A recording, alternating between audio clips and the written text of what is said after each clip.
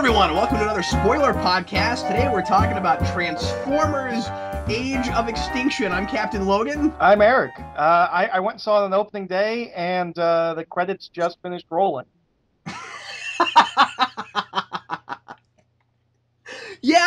So Eric saw the movie and asked me if I might want to do a podcast on it, and I was like, well, I'm not a big fan of this series, but if you really want to. And he told me Kelsey Grammer was fun, and I was like, I'll go see it just for that. I will sit in the theater for 2 hours and 45 minutes just to see Kelsey Grammer be over the top. And I did that, and I took Jason.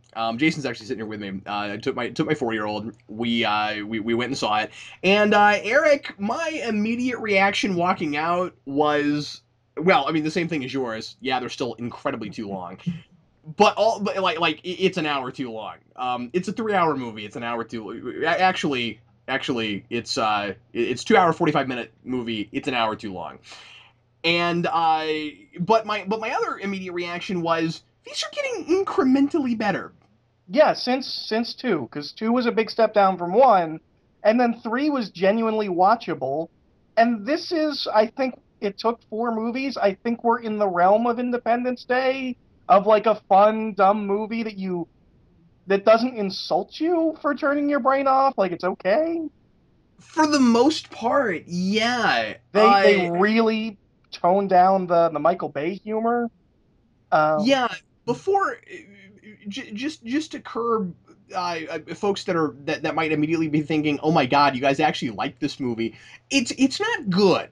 No, but but I had a good time watching a lot of it. It is fun. It's too long for a fun movie. Yeah. Because when we got to the final action scene, which is spectacular, I did kind of feel myself being like, this is really cool, but can we wrap this up now? But yeah, no. By the standards of normal movies, this is not a good movie. By the standards of Transformers movies, this is really good. Yeah, exactly. I'm gonna go this far. I liked this more than the first one. I never liked the first one, so that's easy for me. I would say I like this better than the third one, which was the one I liked the most of the first 3. Yeah, well, I just think the ideas are better. But the thing is, I think I might rewatch this, and I've never rewatched the third one. Yeah, that's the thing, is that I wouldn't rewatch the third one either. And I just thought of this. I had the exact opposite experience with this that I did with the third one. The third one, I loved the first half an hour, and then could kind of take or leave the rest of it. This movie, I would have cut most of the first half hour. Yeah, you can cut most of the human character stuff in the beginning. Yeah, it starts way too late. I'm sorry, it starts way too early. Yeah.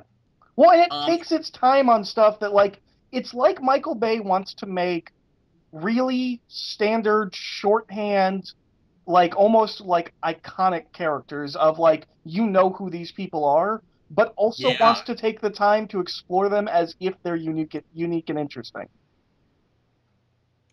Yeah, and unfortunately, it just doesn't work because they really are archetypes. Yeah, archetype, not iconic, archetype.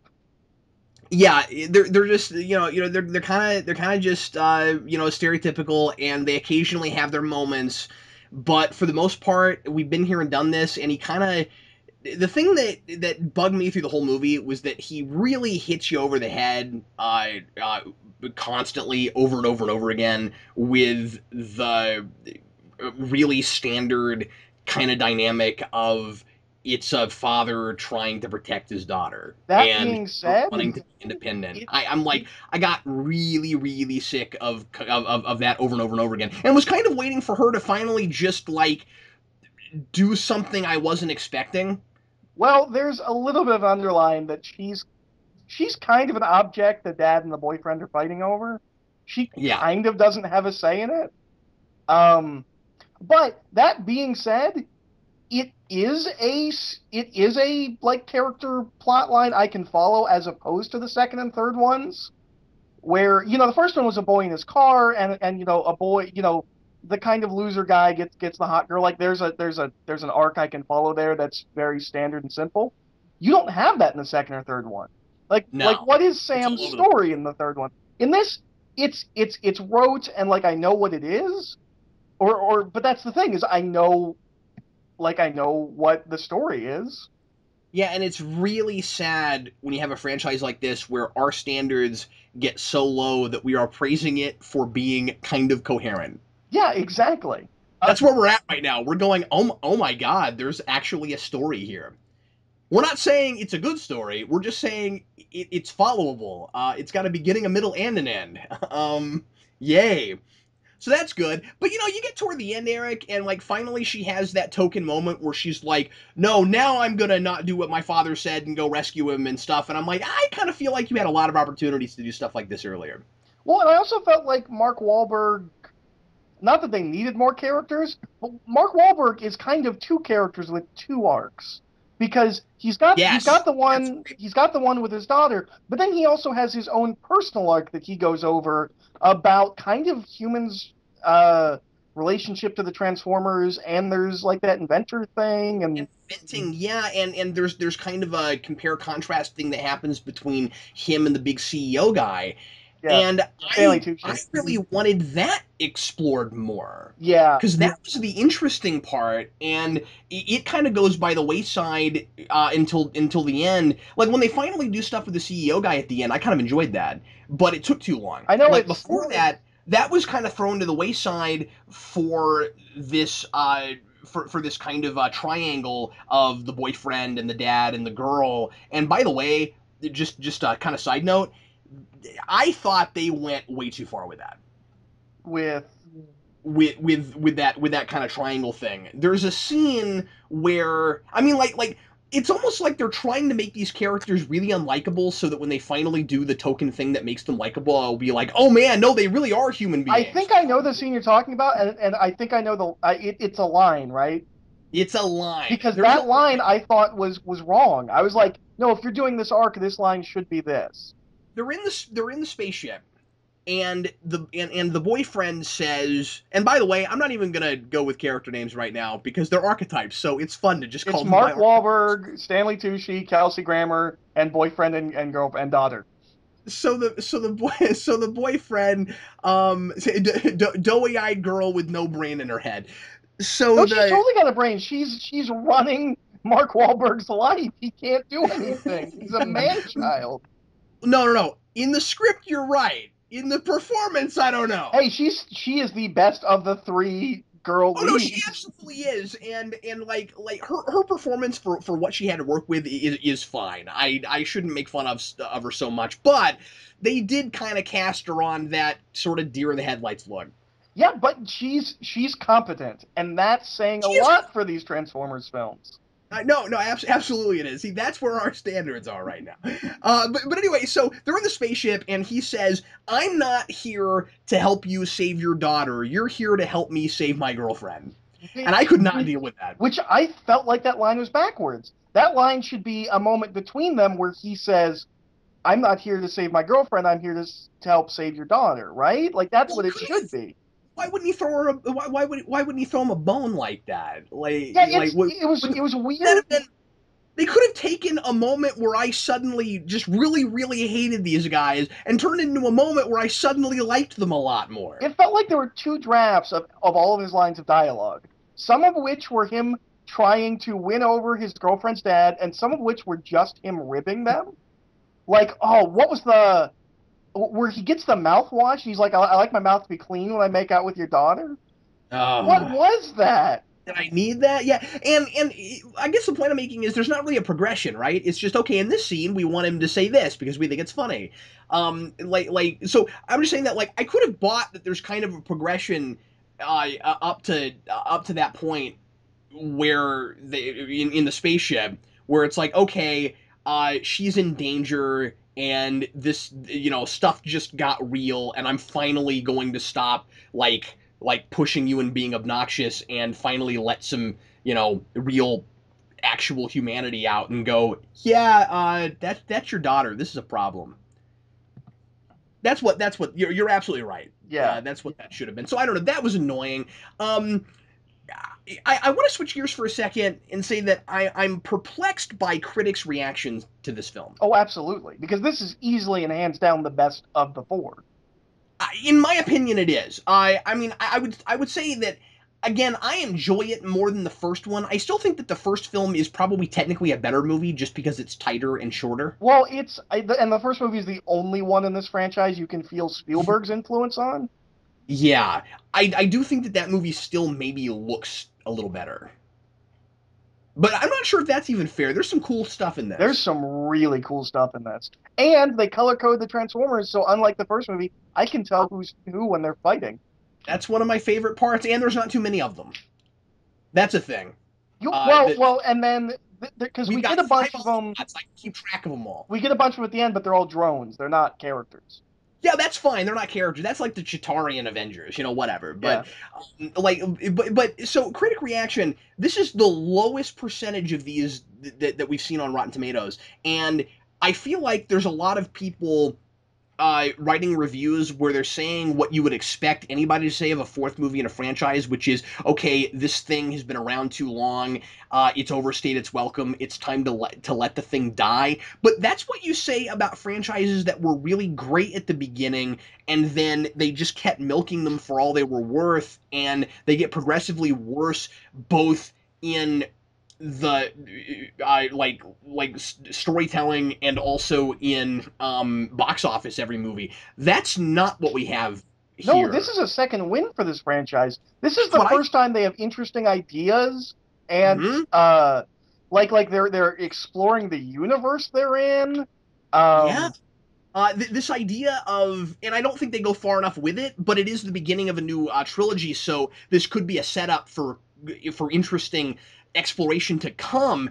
I really dug the idea of Optimus Prime having to deal with the fact that he was made and not born, and he didn't know that. which obviously makes no sense given the first film because the L-Spark made all the Transformers, but whatever, who cares? Oh, that's a really good point you're making. But I don't care Oh, because oh. Well, I'm not gonna pretend like I know a lot about this franchise. I mean, I've seen them all but once. well, yeah, in the first movie they say the L-Spark gave everything Oh, life, yes, so that's right. Okay, all right. but Well, maybe they made the Allspark, or maybe this is kind of mostly a reboot. Because here's the thing. Tell me if I'm wrong. Do you feel like you could watch one and then this and miss nothing and just because they talk about the Battle of Chicago, if you just pretend that Mission City at the end of the first one is Chicago, like you don't miss anything, right? I think I would recommend people doing that. Yeah. Well, I mean, I think that little transformer with the irritating voice comes from three, Um, yeah, brains. doesn't he? So that's a thing. But Yeah, other but than that's in a that, montage of just a bunch of Transformers getting. Oh no, I guess he doesn't get killed, but no, it no, was. no. He's a character. They're using him in order to build the new Transformers. He's just a new character like all these other. We've never seen any of these characters before outside of Bumblebee and Optimus. Yeah. Yeah. Well, and also, if you just watched this one right after the first one, you wouldn't. Well, no, actually, that's not true. I was gonna say you wouldn't have that whole thing where Bumblebee has a voice and then he doesn't, but actually you would because that was the end of that movie, wasn't Yeah, but that's what happens immediately in the next one, anyways. So it? So it's the same thing. I was just thinking about this. What is the logic behind the way they name human characters in this franchise? We've got Cade Yeager. What kind of name is Cade Yeager? a cool person's name. Yeah, it's well. I guess I really kind of imagine producers like sitting around just saying weird names in an Optimus Prime voice. Cade Yeager. Yeah, that sounds good. Let's use that. Well, and the boyfriend is Shane Dyson. Shane Dyson. What's Kelsey Grammer's name? Kelsey Grammer's name is Harold Attinger. He's got a normal person name. Yeah, yeah. uh, And then there was another one that I thought was really funny, and I can't find it right now. If it comes to was me, it I'll mention. Lucas Flannery? No, that's a normal person name. All right. Well, actually, I want to talk about him. Yeah, okay, go ahead. Because he's the annoying comic relief for this movie, and They kill off way later than they probably should have, but well, they kind of kill him off in the first action scene. It just takes forever to get to it. I know, it just takes forever to get there, yeah. But I hated him. I hated him from the second he showed up. I was like, oh man, I'm gonna have to endure this.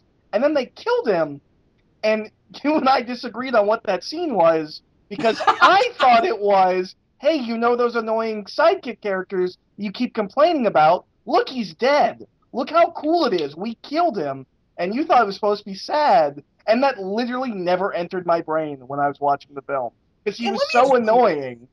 let me explain to you why we're both right. Okay. Because the thing is, you're absolutely right. There could have been a little bit of tongue in cheek going on there, but the problem is that with even the Transformers, and this movie still does this, but to a lesser degree maybe than some of the others. What this franchise likes to do is it likes to make people almost unbearable until they have the token scene where we're supposed to suddenly applaud them. Do you think that's what And this is? Except and unbearable in different ways. A lot of the time, it's let's make people really mean spirited and horrible to each other, and then all of the sudden, when like push comes to shove, we're supposed to believe that deep down, like they're really rough and tumble on the outside, but deep down they really have a heart. But what it really comes off as is just, well, it's easier to write people being jerks and mean to each other because that dialogue is fun to write for some reason, and so then we get to a scene where we want them to do that big token altruistic thing, and then the audience is supposed to applaud them, and so then and so I don't know. I just think that it's too easy. You get there and it's like, no, that person's not really gooey on the inside. You just wrote that scene that way. well, I mean, that's the case with the boyfriend. He is literally like line to line different. That's the case with some of the Autobots. Oh, the Autobots have continued that's the one thing that continues from the first three is the Autobots are continuing their arc of becoming complete and utter sociopaths. Yeah, They're wretched. Like even yeah, like Ken Watanabe bot. Um, yeah. We have a Ken Watanabe bot and we have a John Goodman bot. yeah. Ken Watanabe's Drift and John Goodman is Hound. I Now, think. Yeah, he's Hound. Um, and he's just playing his character from Big Lebowski during the war.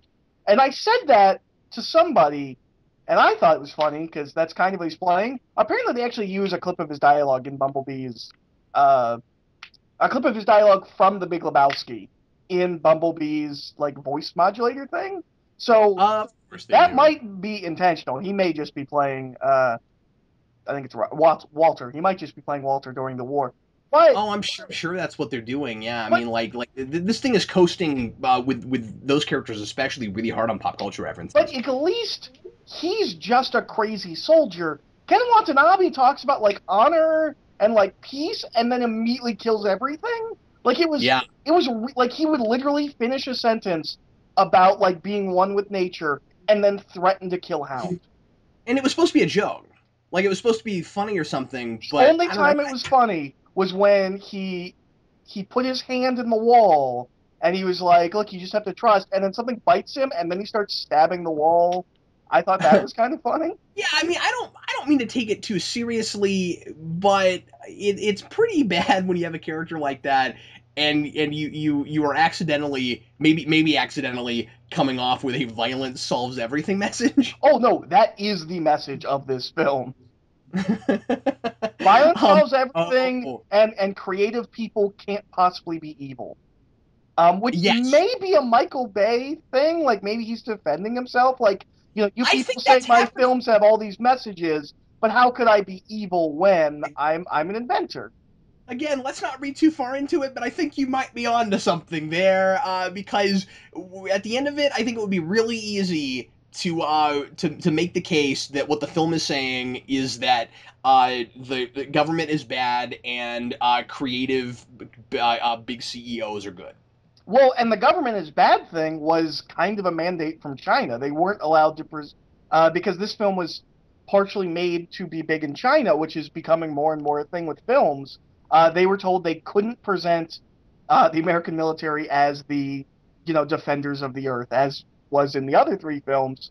Well, and that's okay because it was because I think the thing that this movie really has going for it is humans versus Transformers. Yeah, they actually made that the plot, whereas in the other films it was Transformers versus Transformers, but for some reason we're focusing on these soldiers who aren't affecting the fight at all.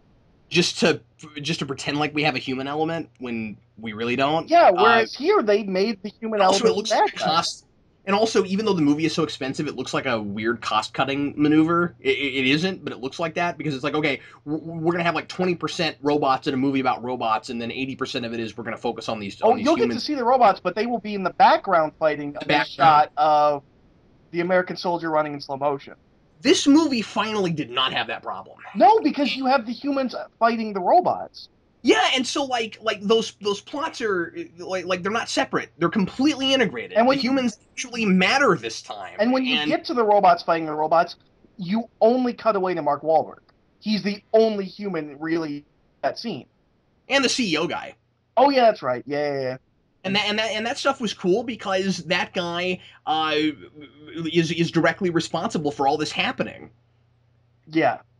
Because he tried to recreate Transformers and fun had yeah. I mean, it's another human hubris message Why of does he keep looking like Megatron?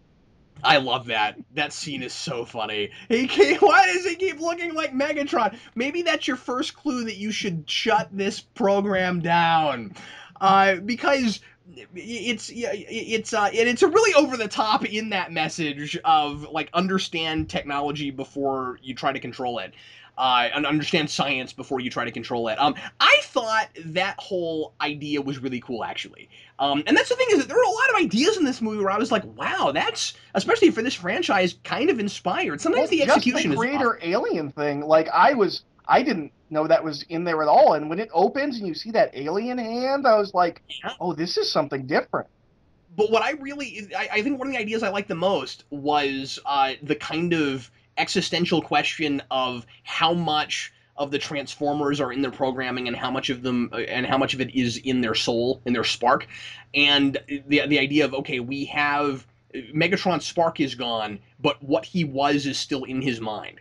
And if you take that and put it into some other robot you're trying to create, it will become basically what Megatron was. And I'm not saying it's deep or anything, but it was fun. It was a cool idea. And also, I like that the movie doesn't try to take stupid stuff too seriously. Like when they start saying things like Transformium, they know how dumb that is. Yeah, like I've heard people that haven't seen the movie that like read about it. They're like, I heard they called Metal Transformer. I'm like, yeah, but it's funny because it's an intentional, stupid marketing branding It's thing. a marketing thing. That's great. I love Um, that. I actually have a read on the Galvatron thing that I don't know what it is about these movies, but everyone reads too much into these movies. Um, That's because they're so long. you just Anytime have a to movie start is three thinking. hours long, I really believe this. I really think that people immediately start going, it wouldn't warrant it unless it was actually saying something.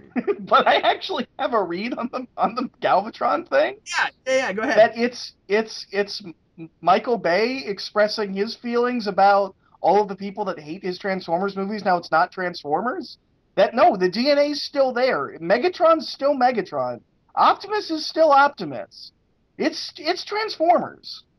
That's great. No, I think you're onto something, because he kind of comes right out and makes fun of everyone that is blaming him for the degeneration of movie culture at the beginning of the film, with the guy with the old like The really theater owner, senile yeah. guy who's losing his mind, who owned a theater and is closing the theater, and that guy is complaining about how remakes and sequels are ruining movies. And at first I thought, wow, is Michael Bay actually trying to throw us a bone and kind of in a tongue-in-cheek way say that he is responsible for doing that? And is it like a pseudo apology or just like an acknowledgement? I don't think it is. No, it's The more only I thought old about crazy people will say that. yeah, yeah, and old people who are out of touch. Yeah, who I'm assuming he thinks all reviewers are. Yeah, we're out of touch, and we don't know anything, and we don't understand that this is evolution, not degeneration. And we somehow get semi trucks into movie theaters. Yeah, would someone please explain to me how that happened? And would someone please explain to me how, in this world, you don't immediately look at a suspicious truck inside of a movie theater and go, that might be a transformer.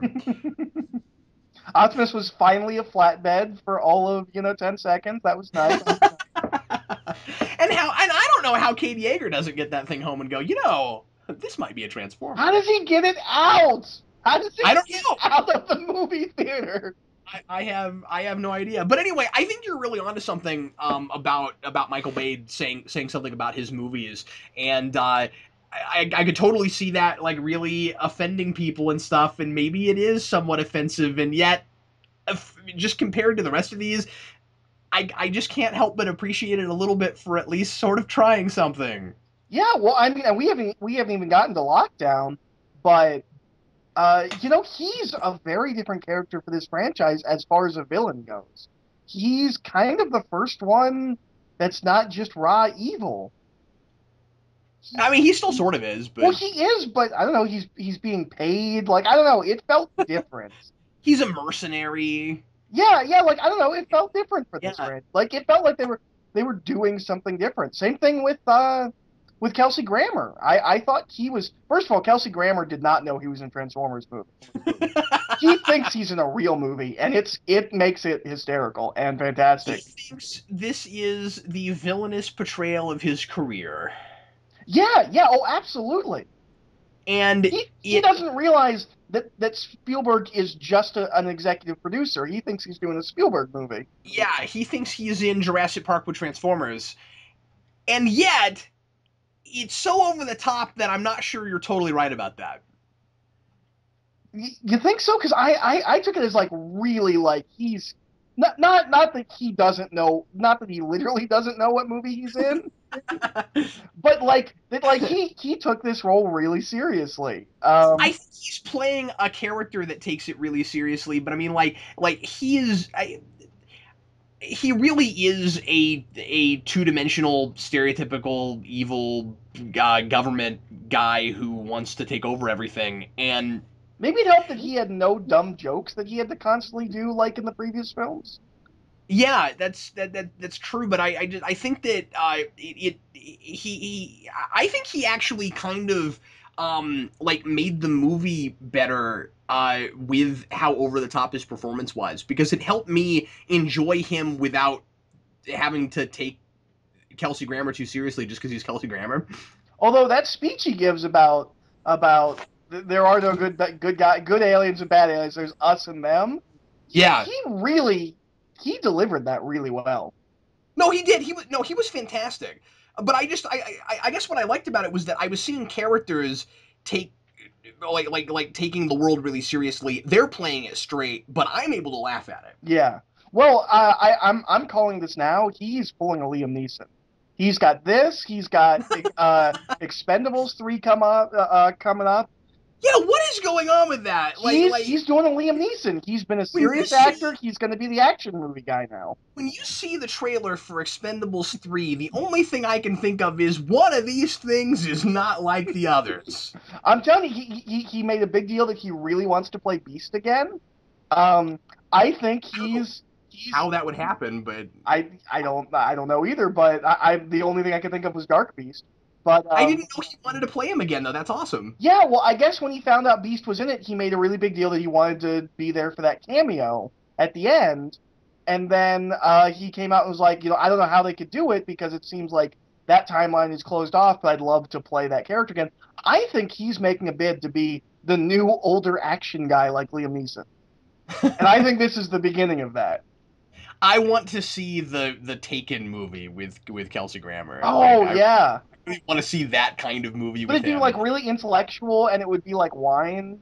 Like it wouldn't be like his daughter's taken, like somebody stole his wine collection. It'd be really serious. That's hilarious. Or like his stamp collection or something. But yeah, I don't know. I think he elevated the material a little bit because yeah, you're right. He gives a really good performance, but I still am able to laugh at him some. Oh yeah, no, absolutely. It's kind of funny how serious he's taking it. This is a good cast. Yeah, I like Mark Wahlberg in this. I don't like everything he's given to say and do, but I found him to be a genuinely likable screen presence in this Yeah, movie. overall, I felt like his character needed to be redrawn a little bit. His whole speech to that guy in traffic about do I have insurance for my spaceship? Give me my space gun. that that was pretty funny. But yeah, I don't know. I thought that the script could have used another pass to really kind of make him a bit more consistent So this is Transformers, first drafts only.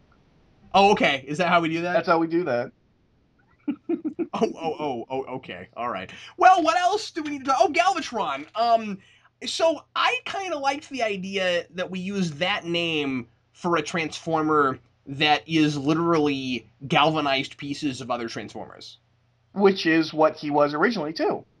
Is it? Yeah. He's built from the scraps of Megatron and all the other beaten up Decepticons. Yeah. Oh, okay. So they just simply did that right. I never knew that Galvatron's name actually meant galvanized something. I never put that together until you said it to me. I was like, oh yeah, that makes total sense. I always thought it was just a cool sounding name. And he looks like Megatron, but he's been redesigned a little bit, and he looks better, and he's got this cool like arc reactor in his chest, and he's got colors, so I know who he is. Because in the previous three, the only way I could tell Megatron was by his teeth. He's the only Transformer that has fang teeth. But I can actually tell who he is in this movie. Well, in this movie, I could tell who everybody was, and again, the color coding helped, but I also thought that this was the best directed action that we've had in these because I could always see everything. It wasn't too close. There wasn't as much shaky. Oh, this is the best that all of this has looked.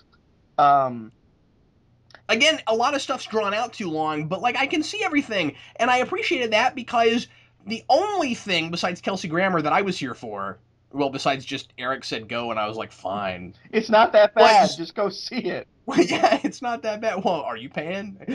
I saw it for free. Was dinosaur robots, dude.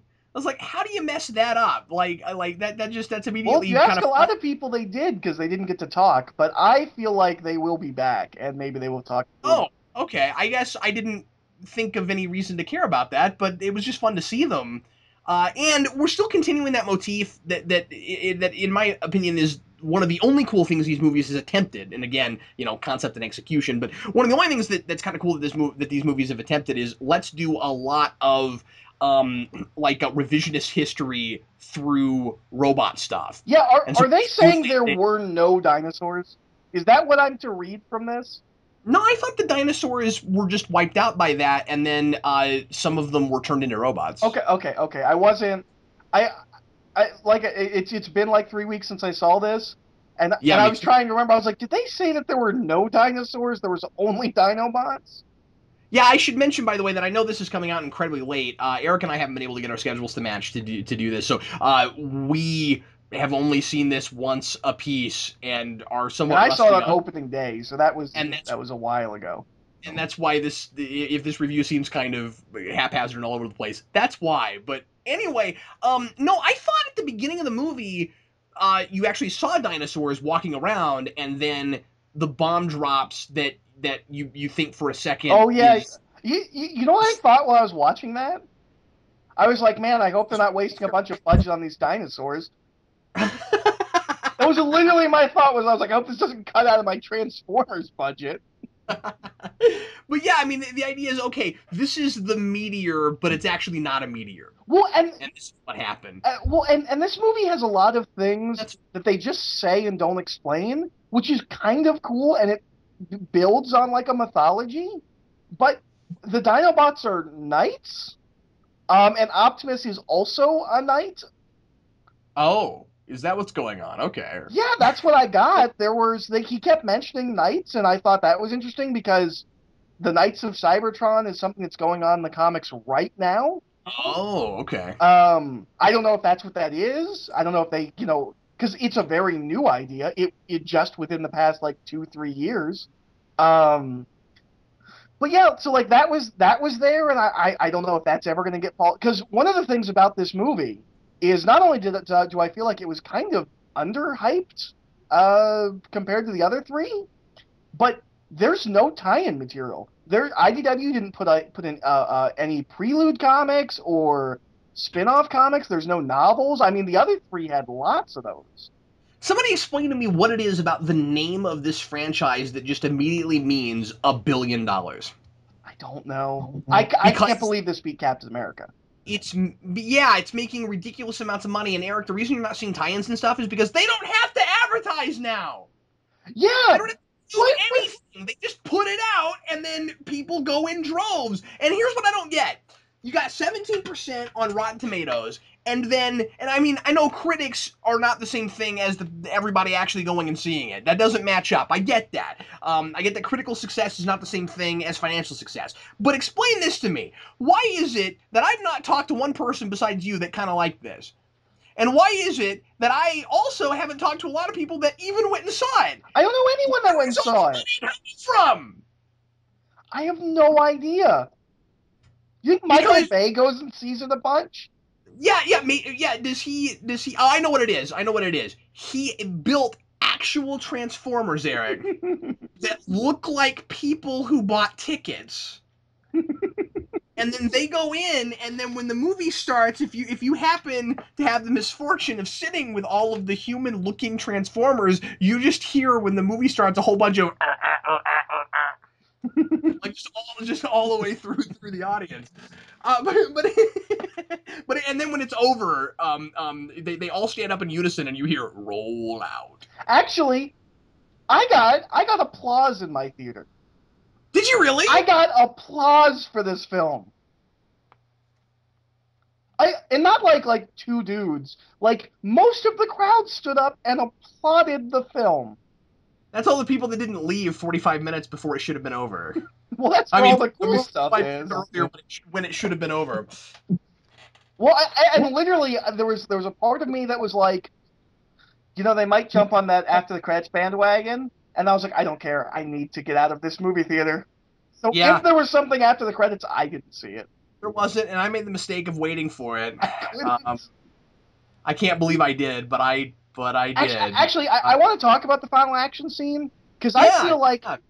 as good as this movie was, at least compared to the other ones, it kind of falls apart at the end because I started losing track of things.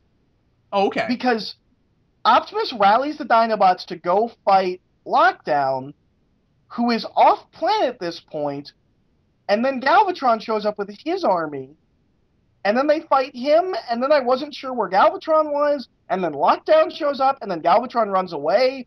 I lost track of everything at the end of this film. That's fair. And somewhere in there, we kill Kelsey Grammer. Yeah, I am so used to not. I've been trained by these movies to not care what's happening during action scenes. Well, I kept And waiting so, for the big like Galvatron Optimus standoff. And I should have still maybe cared a little bit this time because they did a better job of integrating that stuff. But I really was at that point focused a lot more on the character arc for the CEO guy, which was actually sort of working, even though I mean it's pretty in your face about it. But like that's where I was at that point, and all that stuff was kind of background. Well, and I was impressed because the first three films, you essentially have the good guys and the bad guys, but you have like three different factions of good guys and bad guys on each side.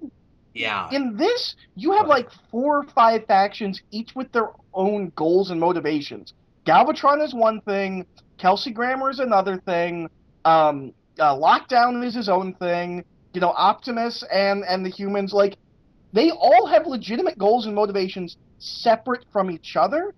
So it was a complicated film, but whereas the other three films I felt like were needlessly complicated for a good guys versus bad guys plot. To be fair though, it wasn't complicated really either because everything that you're right, you did have sort of 4 or 5 different factions, but at a lot of points you'd have a couple of factions that were aligning because they needed the same thing at the same time, and it was easy to keep track of. I feel like this story is. And I know I keep saying this, but I feel like the story is way too simple for how much time I had to spend watching it. Well, no, you're right. I just felt like this film actually had a lot of moving parts, whereas I felt like the previous films, like you have the good guys, but the good guys are Shia LaBeouf and his story, the soldiers and their story, the Transformers and their story. Like here, I felt like we had different stories, but they were at least different stories. It wasn't like all of the good guys were just the good guys, but we had to follow them all individually. Like they kind of clumped together, and I don't know. I felt like it worked better than the previous films. It totally did. Although I do think maybe just for time, they should have either done Lockdown or Galvatron. I feel like both of those maybe that those it's like those are two different plots in the same movie. No, I don't think so because I think you need one to have the other, right? Because the whole idea is the government is, especially the Black Ops, is making no distinction between Autobots and Decepticons anymore, and so they want to go after the Autobots, and so you need and so the CEO guy is now has cannon fodder to build the Transformers he's trying to build to sell to the government because they're trying to kill all the Transformers.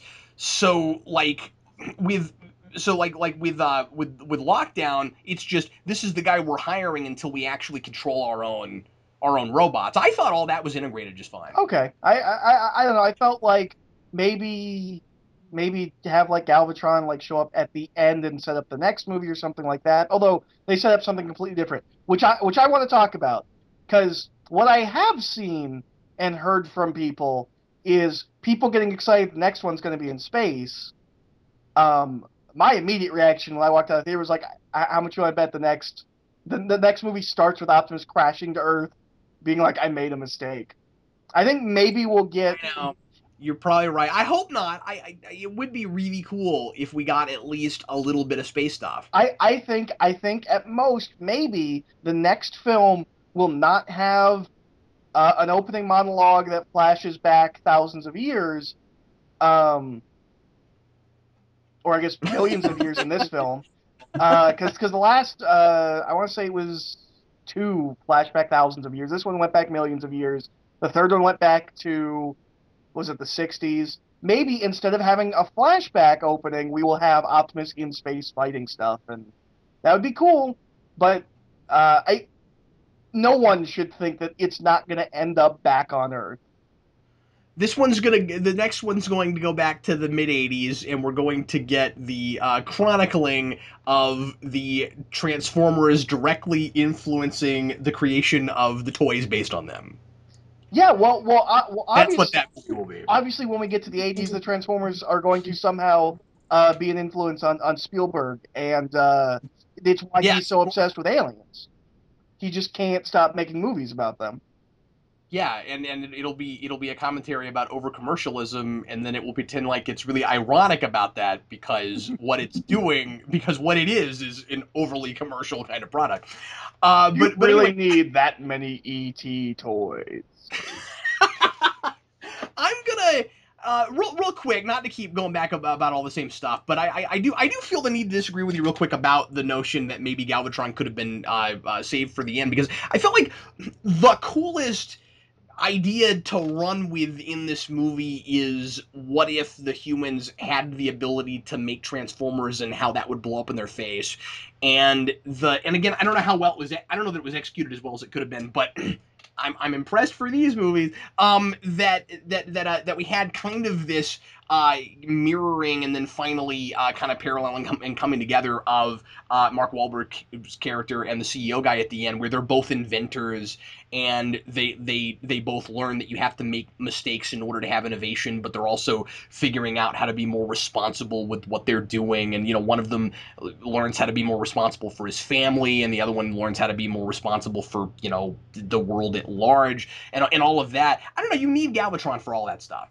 I love that even this far along, Galvatron is unbelievably impatient. If he just kept his mouth shut in that first fight and let himself be controlled, no one would know. So that Yeah, I when he know. got completely rolled out, he could just take over. Yeah, and the only reason they know he's sentient is that he starts talking, and you're like, why are you doing that? Yeah, yeah. You Just have no strategy. just stay quiet and you can surprise them. Um one other thing I want to mention. there was two things in this movie that I was like, oh, Michael Bay went to the movies and saw the movies I saw because Lockdown is very much Zod. Especially like his ship and the way he even has that face thing that the Kryptonians had in Man of Steel. That like sensor readout screen that you can see on the outside. You know what I'm talking Just one time, couldn't we have had him say, "I will find him"? about? Just one time. And he could have. It totally would have fit in this movie. He was I hunting. know. I will find him. Um, and there's an F-bomb in this, which is a first. And I'm convinced he saw the Michael Bay saw the X-Men movies and said, well, "They can do that. Can I do that?"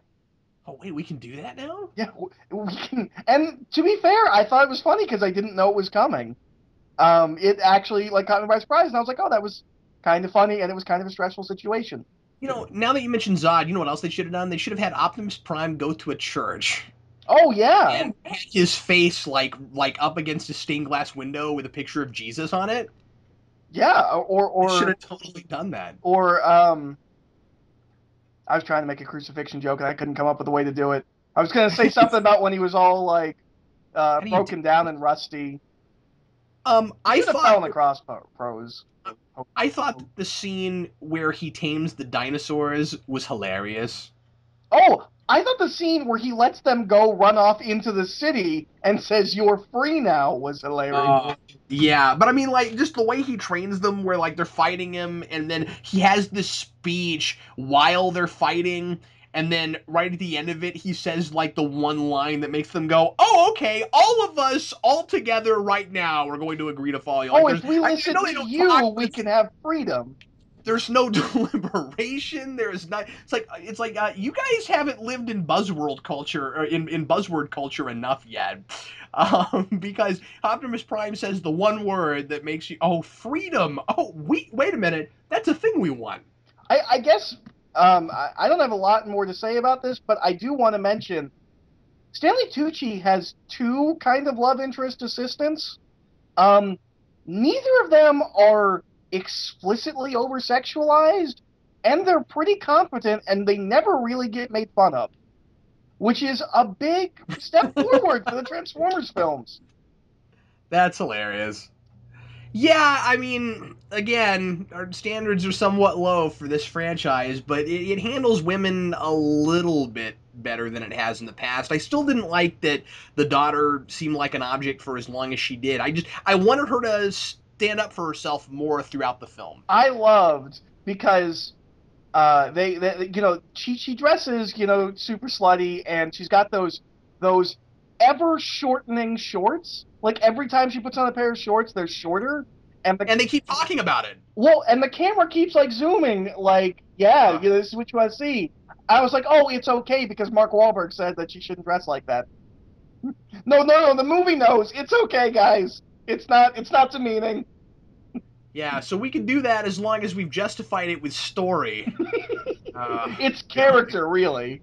Yeah, yeah. There's a well, and again, it's another one of those cases where we're being told that this person is competent and like is keeping the family together, but are we really seeing that on Well, screen? and I don't know. there's a thing with it was a weird like Chekhov's gun that never got fired.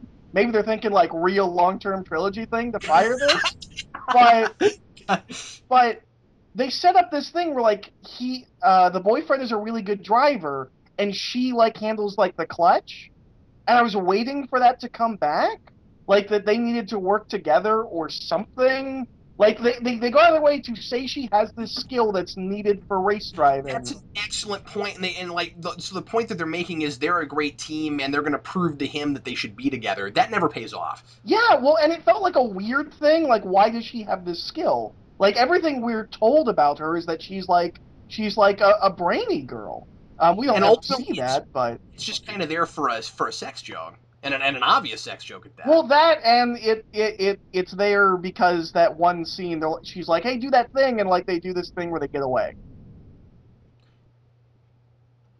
But Yeah, so maybe in that way they think they paid it off. But yeah, you're right. It would have been really cool if they had kind of, like, throughout the movie, kind of showed that those two together, like they really get along, and they're really kind of like, together they're one really awesome force to be reckoned with. And like the dad just finally can't help but throw his arms up in the air and go, "Yep, they're soulmates." Yeah, That could have been cool, but we don't really get that because the movie thinks that for some reason it's more fun to just see them argue constantly, yeah. and that's not more fun. Eric, I love the ending. The Optimus Prime flying into space. I just love that, No, it's cool. and I'm with you. When did he learn to do that, by the way? Because there was a whole thing where like Transformers can't leave the planet, and then he's like, I'm gonna go find the craters. I was like, okay, are you gonna like build a spaceship or something? And he just starts flying. I was like, when did you learn to do that? Yeah, and speaking of Superman, I guess the way that he flies off, they totally could have had him like come up into the camera and then like salute and like smile and then fly off. But yeah, I don't know. I'm with you. I don't know if we're actually gonna get any space stuff, but there was something just really kind of fun and got me a little pumped up at the end when he goes, "I'm coming for you." Yeah, I'm And I was like, interested that yeah, they're kind of going do into like it. a kooky science fiction kind of a place. I'm interested to see who the creators are. I'm assuming there'll be a Yeah, riff on if we're the gonna be Quintessons, this but Yeah, if we're gonna be this preposterous, own it. Just be ridiculous, go totally out there, and like explore some cool ideas at the same time. But like, really just go with it and stop all the like, kind of adult but juvenile humor. We don't need it. It's not doing anything I for your think movie. it was Um, substantially cut down in this film. yeah, it was not muted, but there was less of it, or at least they didn't make entire scenes out of it. Yeah, Um, it is. They are now legitimately. They're not funny, but they're legitimately jokes as opposed to scenes. there's still stuff that I'm like, I don't like that this isn't a movie aimed at kids. I mean, there's still some of I that, but think it's not it like is the most child appropriate of the franchise. It's it still is. not really child appropriate. Yeah, but a lot more so. Well, anyway, I don't know. I guess at the end of the day, I liked it a lot more than I have the others, and there are certain things about it that I did get really excited about. Yeah, there was some really cool stuff, and they went in some really interesting directions that I certainly wasn't expecting going into it. Yeah. Um. So yeah, I was pleasantly surprised, and like I said, I just can't get my mind around the fact that so many people are saying this is the worst of them because I don't know where I had the people are same gonna. thing with Amazing Spider-Man 2. I was like, how does this get a lower rating than Spider-Man 3? I don't understand. Yeah. So I think maybe we're seeing a critic burnout of just they're tired of these franchises, and it doesn't really like they yes, go in with their arms crossed and they don't really care whether this legitimately makes stride. I mean, with at this momentum, like movie six might be a legitimately good film. Um, yeah, so exactly. Well, man, I hate to say this, but if you're a critic, you're not doing your job if you're doing that. And if you don't, and like, it does suck that we get so many sequels and remakes that we're not getting to see enough new stuff. And I get that, and there's not enough variety, and I sympathize and appreciate that, and I have the same thing. But um, if you're going to do that job, if you're going to be a critic, you've got to go in with an open mind, no matter what it is, and no matter how many of them there's been before. And if it is legitimately I mean, and of course that's open to interpretation, and it's somewhat subjective. If you legitimately think this movie is worse than 3 and you can back that up, great, fine. But I really do this is think you're better right, than Eric. I two. think I you're don't care who you are. This is but better than two. but Eric, I'm with you. I think you're right that they're just that a lot of people are just going into the theater with their arms crossed, going, "I don't want another one of these," and therefore I've already kind of you know put my verdict out there before I've even seen the film. Yeah, Amazing Spider-Man 2 is just there so they can keep the IP. I don't care.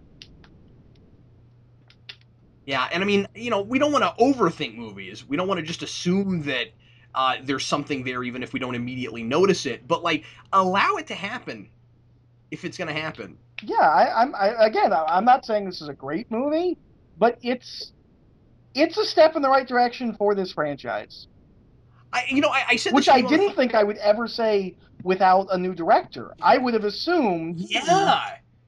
Well, he's definitely been listening a little bit well, and he went to some degree. between three and this, he made Pain and Gain, which I really liked. So maybe he's learning and growing.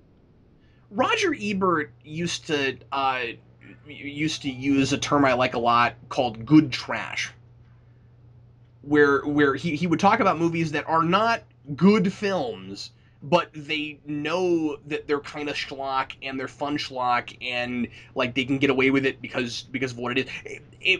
He would have, I think, maybe put this in that category. Yeah, yeah. Well, my mom always calls, books like that junk books. Like, this is a junk movie. It's fun. I will watch this again. I have never rewatched 3. I think I rewatched 1 once, and I've never rewatched 2. Like, I'll occasionally, maybe I'll pop this in. I might fast forward some bits. I You might don't start want on scene everything. 13. You don't want everything to be like this. Yeah, no, absolutely not. This is not the new standard of films, but for what No, it it shouldn't. is, And I do think that we still should be maybe a little bit concerned that it's making the kind of money it's making. well, I think the thing that's been kind of nice is every time they've tried to mimic it, it hasn't worked. It's just this Yeah, that's good. franchise. Well, and to be fair, it's not like we're not seeing good things making almost this kind of money, right? Yeah, I'm really bummed that this beat Cap Winter 2. Soldier. Yeah. Uh, And again, everyone I know has seen, loved Winter Soldier. Well, not everyone. I know. I know a couple, but I mean, like almost everybody I know has seen and loved Winter Soldier.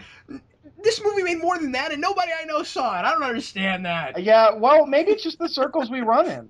Like, it's Maybe so. weird, but Yeah. like maybe Transformers is just like it's just it's like all those romantic comedies that I don't know anyone that goes and sees, but they make money. Maybe it's just Yeah. So we just feel a little bit out of touch because we're not I don't actually. want to toot our own horn, but maybe we run in slightly more intellectual circles um, than the standard people going to see Transformers, which is weird to say because it's Transformers, but Well, we can't be that intellectual. We went of our own accord. I went and saw it for free, and I went solely because hold on, because I'm a 6-year-old, and Galvatron and Grimlock are 2 of my 3 favorite Transformers. So I literally went. I'm like, I know this is gonna be terrible, but it's got a T-Rex Transformer and Galvatron, and they're my favorites. Well, I like dinosaurs. That's why I went, and I like Kelsey Grammer. And I Well, told you it anyway, wasn't awful. it wasn't awful, no, and that's my final verdict on it. It was not awful. Well, everybody, thanks as always for listening. We sure appreciate it, and Eric and I will be back with you very soon for a Netflix roulette on The Conversation. In the meantime, I'm Captain Logan, I'm Eric. and we will see you soon.